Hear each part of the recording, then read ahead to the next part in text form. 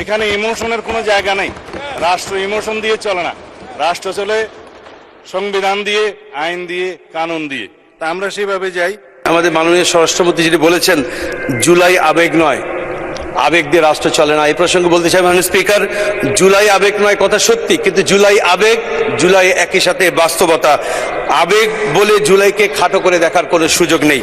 মাননীয় স্পিকার, 50 ঘন্টার আলোচনার যে বিষয়টি এখানে উপস্থাপন করা হয়েছে, সেখানে সকল সংসদ সদস্যরা যাতে নির্বিঘ্নে আলোচনা করতে পারে সেজন্য 50 ঘন্টার আলোচনার কথা মাননীয় বিরোধী নেতা উত্থাপন করেছিলেন, কিন্তু এটিকেও খাটো করে দেখা হয়েছে। আরেকটি কথা মাননীয় স্পিকার, জুলাই আইন ও অধ্যাদেশ ব্যাপারে মাননীয় স্বরাষ্ট্রমন্ত্রী উল্লেখ করেছেন। তিনি বলছেন জুলাই আইনও না, অধ্যাদেশও নয়, কিন্তু সংবিধানের 152তে বলা হয়েছে সকল অধ্যাদেশী আইন। সুতরাং তিনি এই মন্তব্যটি তার দায়িত্বশীল মন্তব্য হয়নি। আমরা আশা করি ভবিষ্যতে তিনি দায়িত্বশীল মন্তব্য করবেন।